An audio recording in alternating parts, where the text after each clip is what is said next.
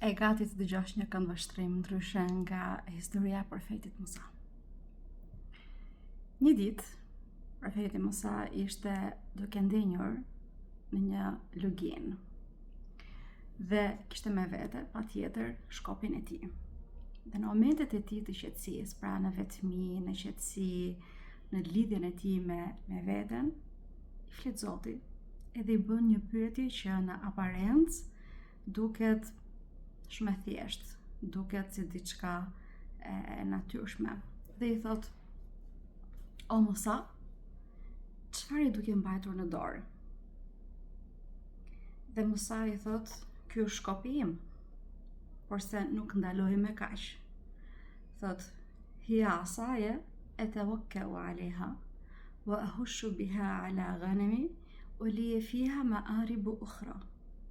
Thot: "Ky është shkopi im. Unë mbështetem me të, kur ece, domethënë vështirësitë e rrugës, mbështetem me të. Po ashtu i drejtoj delet e mia, bagtitë e mia, dhe kam bëj shumë gjëra me të."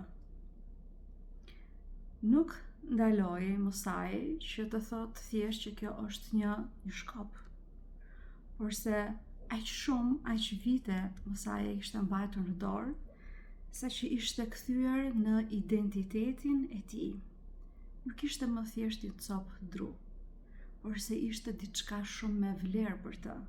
Dhe kur Zoti e pyeti se çfarë ke në dorën tënde, Zoti e ka ditur shumë mirë se çfarë ka në dorë, pra është shumë e qartë, është shumë e dukshme. Kështu që gjërat e cilat janë shumë të dukshme dhe të bëhen pyetje, nuk është qëllimi pra që ti të japësh një përgjigje sipërfaqësore, por se qëllimi është çfarë tregon për ty kjo gjë që ti je duke mbajtur pranë vetes për vite të tëra. Shikoni se çfarë është përgjigjur Musai. Ka thënë që unë me të mbështetem në të. Pra që është një diçka që mua më bën që të ndihem më i fortë. Pra kur kam shkopin në dorë, unë kam mundësi që të ngjitem normale, kam mundësi që të eci më mirë në rrugë, pra i jep forcë. E dyta, unë me të drejtoj bagtin time. Pra një lloj force edhe pushteti që e ndjente kur kishte këtë shkop në dorë, pra që kishte pushtet mbi bagtin e tij që t'i drejtonte në rrugtimin e tyre. Edhe pashtu krye shumë gjëra të tjera me të. Pra tregon që disa gjëra të cilat edhe vet nuk din se si ti quaj ato. Pra gjëra të cilat nuk thuhen me fjalë.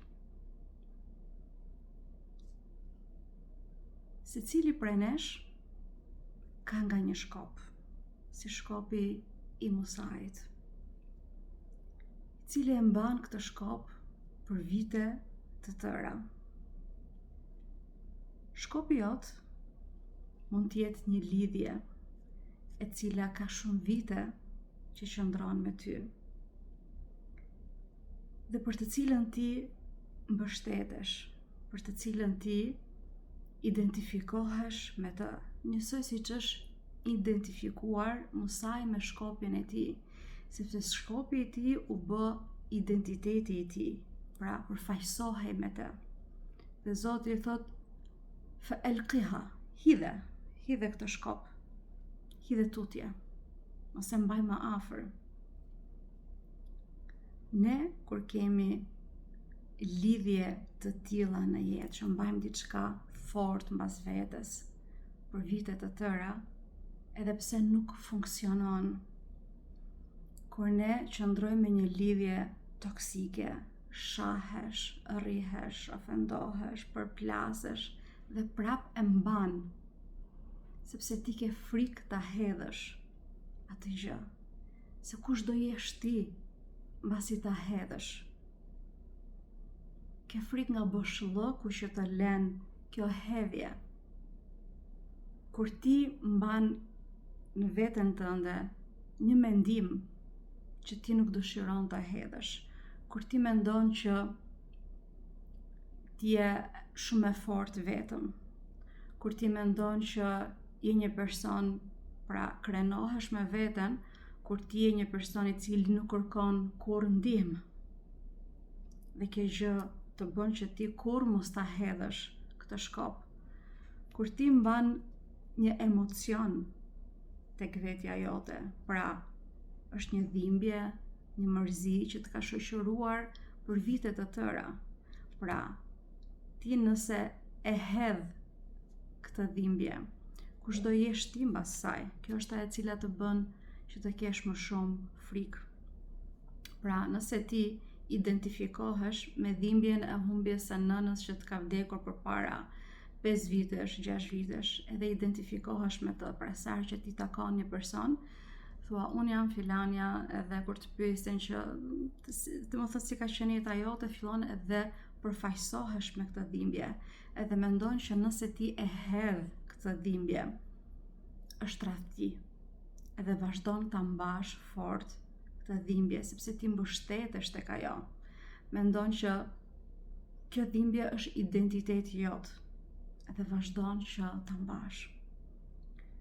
Kështu që shkopi mosait nuk ka qenë vetëm një shkop, një diçka fizike, por se lidhja emocionale që neve bëjmë me gjërat materiale që neve kemi rreth e rrotull, me bindjet që neve kemi duke i dhënë kësaj gjëje që neve kemi në jetën tonë, e bën atë gjë që neve të na pengoj që të pranojmë ndryshimin. Kur Zoti e dëgjon Musain se sa ishte i lidhur me këtë shkop, pra nuk ishte thjesht një shkop, por se ishte identiteti i tij në të, Zoti i thot hidhe. Dhe fjala që vjen mbrapa thot fa'alqaha, dhe e hodhi. Pra, nuk e mendoi, Zoti nuk i tha çfarë mendimi ke ta hedhësh, shiko se kjo gjë nuk është e mirë për ty, që ti të krijosh varësi nga një diçka që ti ke në jetën tënde për shumë vite, nuk është e mirë për ty, kështu që hidhe. Pra nuk i bëri parathënie, e la atë që ta hedhi pa patur pritshmëri se çfarë do ndodhi me këtë gjë, se kush do të jetë ai pa këtë gjë. Neve kemi frikë që të hedhim gjërat tona, nga frika se kush do jemi ne mbasi t'i hedhim ato gjëra. Por se Musai e hodhi, fa'alqaha, e hodhi shkopin. Momenti që e hodhi shkopin, ajo u shndrua. Fa'idha hiya hayyatun tas'a. Ajo mori jetë, u shndrua në një gjarpër që ecte. Edhe e di shumë mirë që njerëzit kanë frikë edhe kanë fobi nga gjarprinjt, por si gjarprinjt, si në Koran, si në ëndra, përfaqësojnë shndrimin ton të brendshëm. Sepse gjarpri ndron lëkurën edhe shndrohet pra në një, ndron lëkurën edhe shndrohet në diçka tjetër sa herë. Kështu që Korani, përfaqësimi ose simboli i gjarprit në Koran gjithmonë është shndrimi edhe domethënë ndryshimi i një diçkaje në diçka tjetër. Pra, momentin që Musai e ka patur shkopin në dorë, ishte ai që e mbante fort shkopin. Edhe ai ishte në një formë të ngurtë pra shkopi. Në momentin që Musai vendosi ta hedhi, ajo gjë që e ka mbajtur në dorë për shumë vite u shndrua në diçka të gjallë. Kur ne hedhim gjërat tona, pra nuk i mbajmë më me zor, nuk i mbajmë më fëmijët me zor. Njerëzit kanë frikë për shembull kur fëmijët e tyre shndrohen, nga të vegjël bëhen adoleshent, nga adoleshent bëhen të rritur, kërkojnë pavarësinë e kapin fort, njësoj siç kapet shkopi. Jo, ti nuk je për të hikur. Ti je identiteti im, unë si të ndihem nëse ti ikën larg meje, si të ndihem unë e rëndësishme dhe që jam duke të bërë yzmet nëse ti bëhesh i pavarur prej meje. Kanë frikë që ta hedhin fëmijën në jetë, nga frika nga boshllëku që do të ndjejnë mbasi fëmia të iki dhe të shohë jetën e tij. Njerëzit kanë frikë nga vetmia, kanë frikë prandaj edhe njerëzit që mbajnë shumë gjëra në shtëpi, në dollape, në sirtare, janë njerëz që sa më shumë të kenë gjëra rreth vetes, aq më shumë ndjejnë veten plot. Në momentin që japin, falin, nxjerrin, duket sikur një pjesë e tyre mbetet bosh. Po ky boshllëku që neve i lejojmë vetes që të heqim diçka, është pikërisht ai që na duhet për të marrë diçka tjetër. Njësoj si shkopi i Musait. Kur shkopi i Musait u lirua nga dora e tij, u shndrua në jetë, mori forcë. Dhe Musai ishte duke parë me sy këtë shndrim. Mbasi ajo u shndrua, çfarë i tha Zoti? Khudha wala takhaf. Merre dhe mos ke frikë. Pra, ajo që pa Musai me sy ishte frikë. Dhe është përmendur fjala frikë. Ne kemi frikë nga gjërat të cilat transformohen në jetën tonë, që transformohen brenda vetes tonë. Këtë gjë edhe në psikologji është e njohur dhe quhet diçka që është mekanizmi mbrojtës. Në momentin që ne në fëmijërinë tonë, kur ke qenë një fëmijë edhe ke pasur një kërkesë, i ke kërkuar babit një palë atlete të reja, ose i ke kërkuar mamit që të gatuaj diçka dhe ka qenë me nerva, e të ka thënë, hati vetëm kërkesa ke, mlera hatë se jam e lodhur, dhe babit ka thënë që ti kërkon mua atlete, po ti nuk e di se sa unë kam rrogën, edhe fillon të qan hallet e veta. Dhe ti mendon që atë çfarë ti e duke kërkuar është shumë, është e tepërt, edhe fillon edhe të vjen turp nga vetja për kërkesat që ti ke bërë. Në atë moment, ti, domethënë sistemi yt nervor, krijon diçka që quhet mekanizëm mbrojtës, që ti të mbrosh veten nga ky refuzim, të mbrosh veten nga kjo dhimbje që ti po ndihesh barr mbi prindrit e tu dhe po ndihesh i tepër dhe kërkesat e tua janë pa lidhje. Krijohet ky mekanizëm mbrojtës. Dhe është shumë jetësore mekanizmi mbrojtës, domethënë është diçka shumë e zgjuar që e bën mendja jon, edhe që e bën sistemi ynë nervor. Por se ky mekanizëm mbrojtës bëhet i dëmshëm në momentin që vazhdojmë ta mbajmë.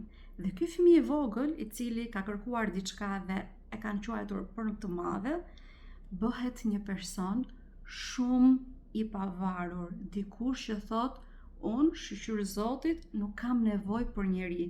Unë ja dal jetës vetë edhe nuk kërkoj asgjë prej askujt. Dhe ka turp dhe frikë të kërkoj diçka prej dikujt që mos të provoj të njëjtat ndjenja që ka provuar kur ka qenë i vogël. Dhe këtu, ky shkopi që ka mbajtur, pra në këtë rast ky shkopi Musait. Pra në momentin që neve kemi marrë një mekanizëm mbrojtës dhe ka qenë i domosdoshëm për një periudhë kohe.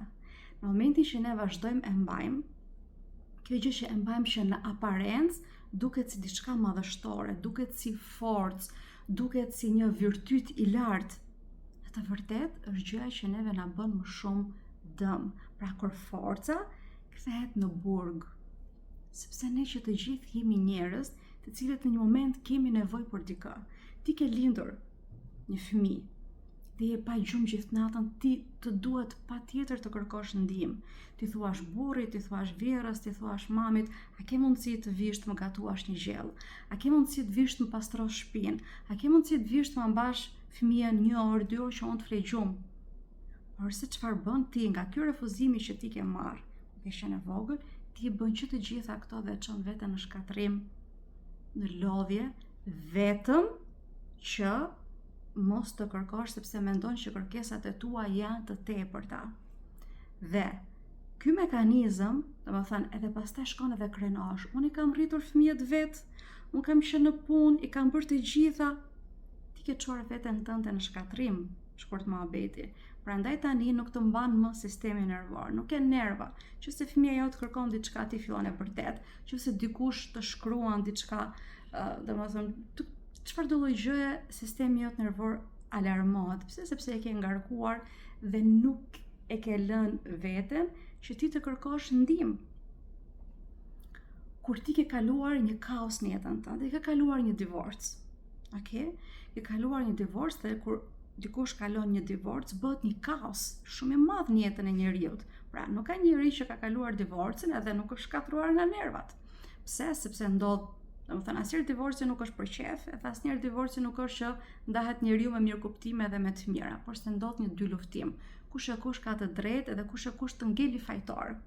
Kështu që në atë periudhë divorci çdo gjë bëhet kaos. Pra fillojnë të shajnë, dikush të nxjerr të palara, të thotë që ti ke qenë e keqe, dikush të thotë që ti ke qenë e papërgjegjshme, ti ke fajt, ti duke kërkuar ndarjen kot nga qefi, e ke nga shoqet, e ke nga të kanë shplar trurin, e ke nga të mirat, ti do të vrasi Zoti, etj, etj. Pra ti ke kaluar një presion psikologjik shumë të lartë. Edhe në atë moment ti ke krijuar mekanizma mbrojtës për ta mbrojtur veten nga këto dhimbje që po të shkaktohen. Tani, këtë mekanizëm mbrojtës ka qenë shumë i mirë në atë kohë. Çfarë ndodh në momentin që neve e mbajmë edhe kur çdo gjë qetësohet, kanë kaluar vite, askush nuk të shan më, askush nuk të thot më gjë se ka kaluar vite. Ti vazhdon ta mbash të mekanizmin mbrojtës, nuk e hedh. Dhe si shpaloset kjo në jetën e përditshme? Shpaloset kur ti bëhesh shumë kontrolluese mbi çdo situatë në jetën tënde. Fillon edhe bëhesh posesive, që çdo gjë të jetë perfekt, që çdo kush domethënë të jetë në një distancë prej teje që mos ketë mundësi që të lëndoj, mos ketë mundësi që të gjykoj, mos ketë domethënë atë forcën që të ndërhyj domethënë në jetën tënde. Kështu që fillon edhe krijon pushtet, siç ishte e dyta, domethënë me shkopin, mos ai bënte pushtet mbi dele, ti do shkosh majtas, ti djathtas. Edhe ti kalon ke e dyta që është kalon pushtet domethënë jetën tënde, ti do bësh këtë, fillon edhe ndan ato detyrat në shtëpi me fëmijët, me tjerët, me motrat, me vëllezërit, me shoqërinë, që mos të kenë mundësi që ata të afrohen edhe të gjykojnë. Edhe kjo gjë bëhet shumë e lodhshme, që të kesh ti gjatë gjithë kohës atë dëshirën për të qenë çdo gjë perfekte, edhe çdo gjë në mënyrën tënde, të kesh kontroll mbi situatat, është shumë e lodhshme për sistemin nervor.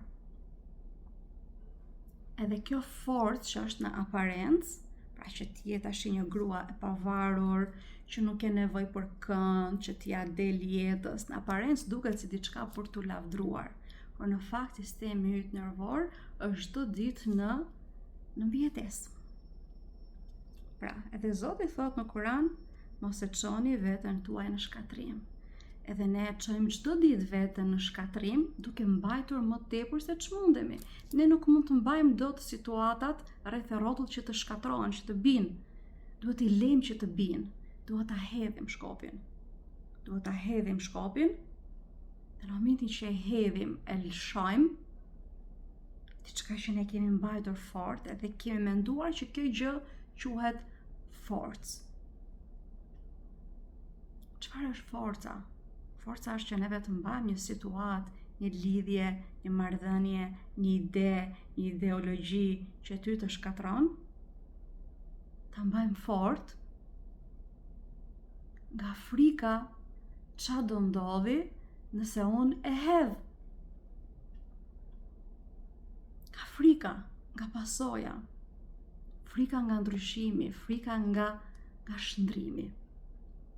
Edhe është më e gjepse se si diçka e ngurtë, kur ne e hedhim, ajo merr jetë. Shndrohet në diçka të gjallë që frymon. Edhe kur e pa këtë gjë Musai, çfarë bëri? Farra muaqiban. Farra wa lam yuaqib. Në një ajet tjetër thot, kur e pa Musai këtë gjë,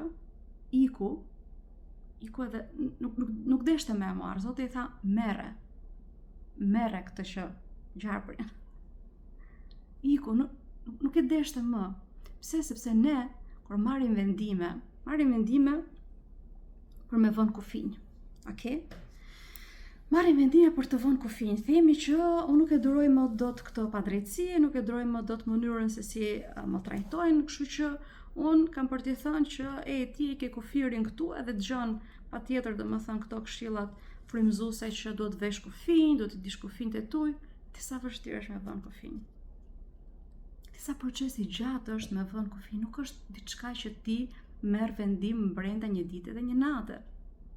Është një proces i gjatë, sepse ti ç'a bën, i thua se shoqë se di si është puna, mos më durimi më në problemet e mia me porrin tim. Ja shkruan këtë mesazhin, pastaj mbas 10 minutash ndihesh në faj.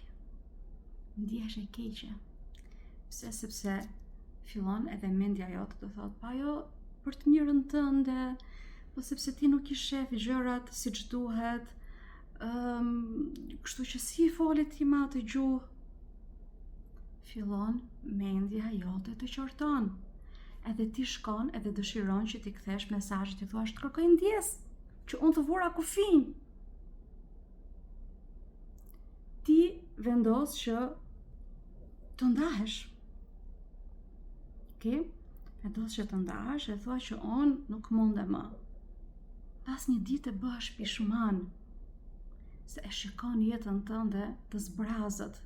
Ti nuk di më se si të identifikohesh para njerëzve kur mund të kish pasur 20 vite martesë, kush je ti pa këtë martesë, jo pa këtë person, pa këtë martesë. Si ti thuash njerëzve që unë nuk jam më e martuar. Si ti thuash njerëzve që mbas 20 vitesh ti je zgjuar edhe nuk pranon më padrejtësinë. Nuk e pranon më, e ke pranuar edhe e ke quajtur, se emërtimet disa ndryshe bën, e ke quajtur durim.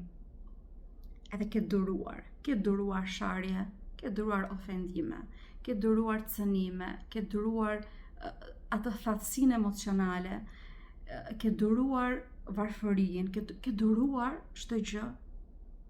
Edhe vjen një moment që ty të lodhet shpirti, edhe të thotë, çfarë je duke më bërë? Okej, vendos, mbas 20 vitesh, ti të thuash, unë nuk dua më. Unë këtë gjendje nuk e dua më.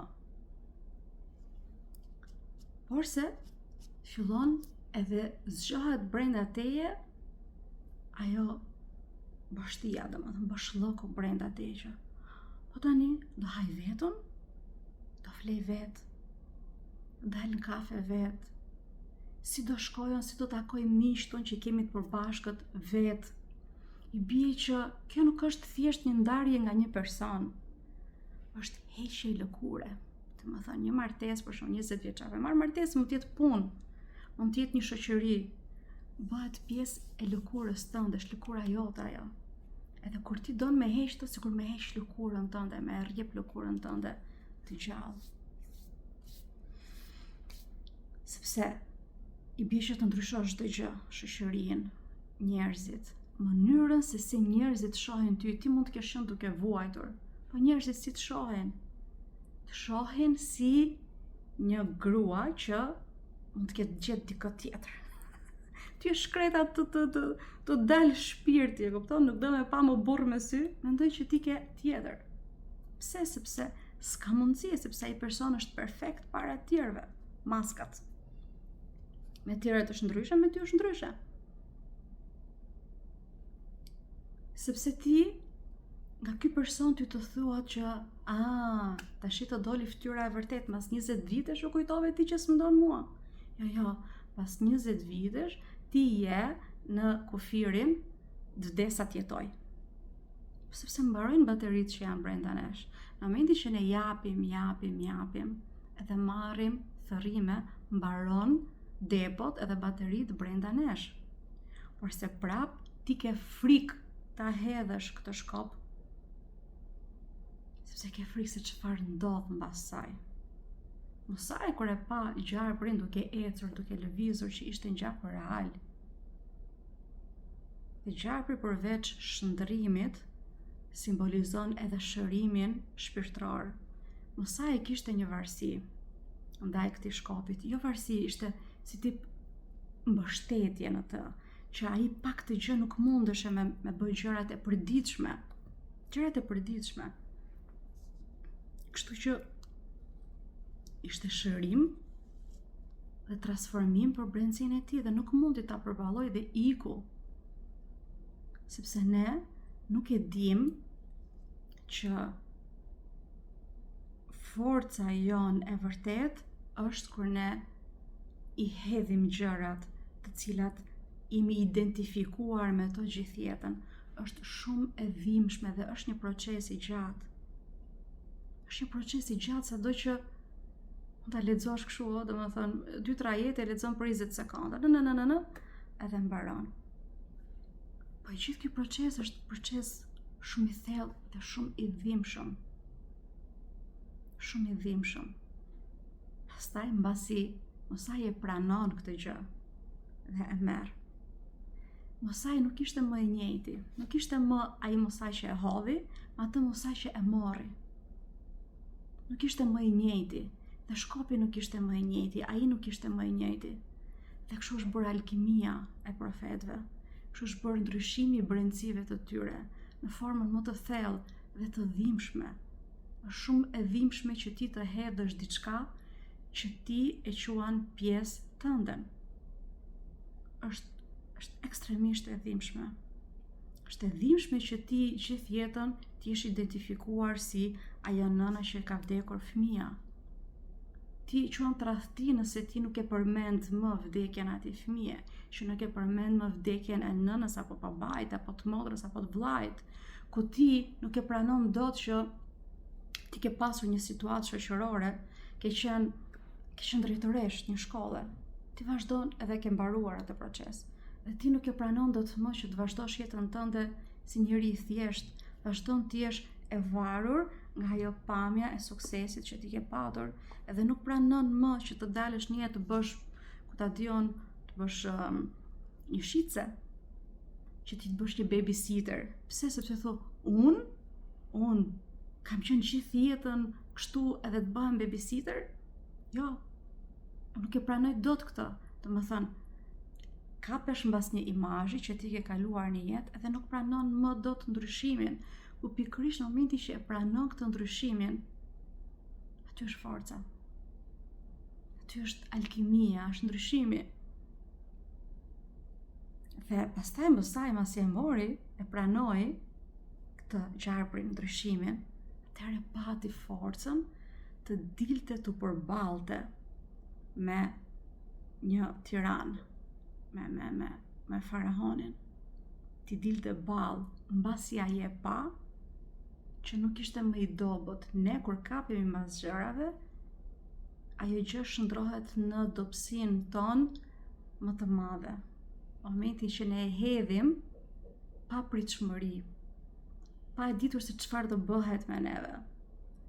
Domethënë, hidhemi drejt të panjohurës. Thjesht duke dëgjuar atë zërin, domethënë, që neve na flet Zoti nëpërmjet tij. Momenti që e dëgjojmë, atëherë ndodh mrekullia. Edhe shikojmë një anë tjetër që neve s'e kemi parë tek vetja jonë, nga frika. Nga frika se çfarë do të ndodhi me ne në momentin që do të jemi të fortë. Kështu që kapemi mbas situatave, mbas emërtimeve, mbas ideologjive, mbas bindjeve, mbas shumë gjërave dhe i konsiderojmë, i quajmë diçka tjetër që nuk janë. I emërtojmë me emërtime të cilat janë në dëmin tonë. Kështu që momentin që ne shikojmë ato historitë e profetëve, mendojmë që ka qenë shumë e thjeshtë edhe shikojmë rezultatin. Shikojmë atë alkimin, edhe që ata që kanë qenë njerëz njëjtë si ne. Kështu që edhe ne që të kemi mundësi të arrijmë në koshiencën e lartë profetike, duhet të pranojmë këtë ndryshimin e madh që ndodh brenda nesh dhe njeriu i cili arrin të pranojë këtë ndryshimin dhe dhimbjen, sepse ndodh një dhimbje shumë e madhe, ndodh dhimbje fizike, shpirtërore, emocionale, në gjithë trupat ndodhen këto ndryshime dhe është diçka shumë e rëndë, por se mbasi ndryshon, ti bëhesh një person i cili i kupton dhimbjet e të tjerëve.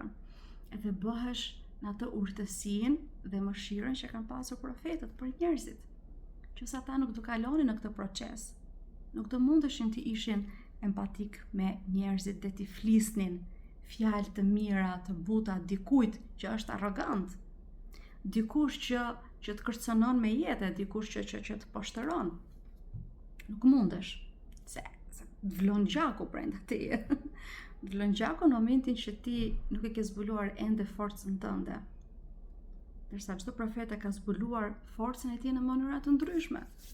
Mosai ka qenë profeti i cili ka patur më tepër problematika me emocionet e tij, me mllëfjen e tij, me nervozizmin, me varësitë, me mosdurimin siç ka pas me Hizrin, pra që do shkonte të mësonte për ti ursi sepse nuk kishte durim. Deshte rezultatin. Njëjtë si shumë njerëz. Njerëzit shikojnë rezultatin. Po profetët kanë qenë kështu, pse ti nuk e bën këtë gjë? Po si ka qenë procesi deri aty? Merre ti rrugën e tyre, merre procesin e shndrimit. E shndrimit nga një koshiencë e cila kapet mbasi gjërave, në një koshiencë që i hedh gjërat, i hedh identitetin e tyre të vjetër, po është të shndruar në diçka tjetër. Kjo është këndvështrimi im se si unë e shoh këtë histori, se si unë e perceptoj, edhe se si në këto ajetet kaq të shkurtra merre, hidhe, kape, është një psikologji shumë e thellë, emocionale, që në momenti që qëndron me të, e kupton që këto gjëra ndodhin për ditë në jetën tonë. Me të gjithë njerëzit, por se njerëzit nuk qëndrojnë tek lugina vetëm, nuk shkojnë trish vetëm ti aty. Trish qëndrosh me veten tënde, në qetësi, pa telefon, pa gjëra, që ti të dëgjosh të zërin. Kështu që pyetjet më të thjeshta, ato të cilat duken kështu kot pa, a vlerë janë ato të cilat të nxjerrin ato mendimet, bindjet e tua dhe ideologjitë që ti ke brenda në subkonsciencën tënde. Cilat do të thuash, okay, domethënë unë e bë kam këtë gjë, kam këtë problem dhe duhet ta zgjidh. Shpresoj që kem hapur një horizont tjetër, duke parë një këndvështrim tjetër të kësaj mini pjese nga historia profetit Musa, dhe shpresoj që kem bërë dobi.